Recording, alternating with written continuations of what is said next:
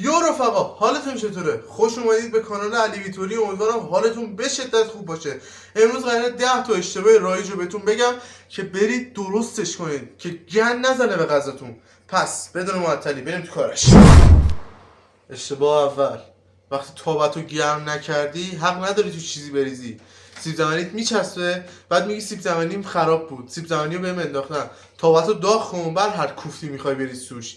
اینجوری گرم نمیزنی به غذات. اشتباه دومت، چرا وقتی تا چیزی نپخته سری بهش نمک میزنی؟ نمک دوست داری؟ بابا بذار بپزه، یه ذره پختش بگذره بعد نمک بزن بهش. گوشت رو میندازی تو مایتابه، فرت فرت نمک میزنی اما اول. خب گوشتت سفت میشه، بعد دوباره مثل سیب زمینی میگی گوشتم بهم انداختن. جمع کن خودتو. تابتو چرا اینقدر شلوغ میکنی؟ 10 تا سیب زمینی خورد میکنی میریزی تو اون تابه سرخش کنی. بابا هر تابه یه گنجایشی داره. غذا که بیش از حد بریزی تو اون تابه، روغن به جای سرخ کردن آب پزش میکنه. اینو دیگه بفهم. این چه عادتیه داری تو؟ تا یه کوفتی میریزی اون تو هی هم میزنی. بابا بذار بپزه، بعد مثل چی هم بزن. مگه اون قراره با هم زدن تو بپزه؟ قراره شعله که اون زیرشه اونو بپزه، گرما قراره اونو بپزه، بخار قراره اونو بپزه. هم زدن تو خوردش میکنه، بعد دوباره مثل گوشته میگه اینم انداختم بهم دیگه. بابا تو یکی تو رو قطع کن. چه عادتیه داری؟ یه چیزی درست میکنی چرا نمیخوری؟ مگه سم ریختی؟ مگه آشپز خانواده چوسانی که مثلا سم ریختن تو غذای پادشاه نمیچشی؟ غذا رو شور و تند و گوهی و ماهی میاری وسط سفره، بعد یکی میگه شوره دستم نمک نداره. بابا خب بخور اولش. یا یکی نمک میریزه یا یکی یه فلفل زیادی میریزه. غذا تو بچش بعد درست کن. اوه حسین، وقتی غذا درست میکنی از چاقوی تیز استفاده کن. گوجه، خیار، هر کوفتی که میخوای بزنی و له میکنه چاقوی کن. گند نزن تو اون غذا ناموسن.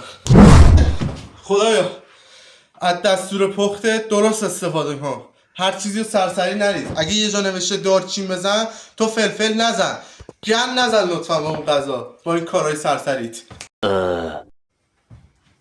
خواستم اونطوری بیام بالا ولی نشد.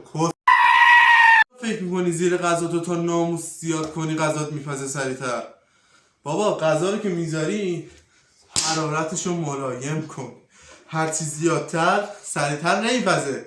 سیب زمینی ها پزم زیرشو زیاد کنی آبش بخار میشه تمام میشه. به حضرت عباس اینطوریه. بابا آقا نزن، الان میگم قانون بعدیم. آقا قانون نمیدونم چندم در قابلمه، در مایتابه، در در کوف، در زهرمار وقتی میپزیش هی باز نکن. قرار نیست اون تو قوله چراغ جادو برات بزنه بیرون. رد نمیگه اما سلام چطوری من دارم میپزم. بذار بپزه، بذار 10 دقیقه بگذره. هی مثل نمیتونم الان اون کلمه رو بگم.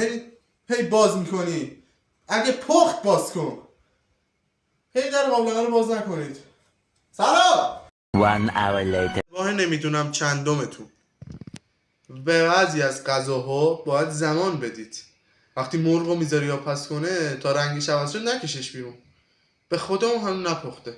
اون اگه زبون داشت بهتون میگفت فلان فلان شده. من هنوز نپختم. اون سیب زمینی رو چاقو بزن. شاید هنوز نپخته. بریم اشتباهی بعدی. اشتباه آخرین اشتباهی که همتون تکرار میکنید و به مواد غذایی و نحوه پختن هیچ ربطی نداره. دور خودتون رو الکی شلوغ میکنید با مواد الکی، با وسایل الکی. پوسکن رو میزنی میذاره این بغل، چاقو رو میزنی میذاره این بغل، نمیدونم پوست سیب زمینی این وسط. آقا جمع کن دور بر خودتو. اینجوری هم کارت دیرتر پیش میره، هم غذات بدتر میشه. دیگه اشتباهی نیست که بهتون نگفته باشم. اینا رو رعایت کنید غذاتون خوشمزه میشه. پس همین الان لایک، ساب و زنگوله رو بزن. اگر خوشت اومد یه کامنت بذار. دیگه چی بگم دیگه، خداحافظ.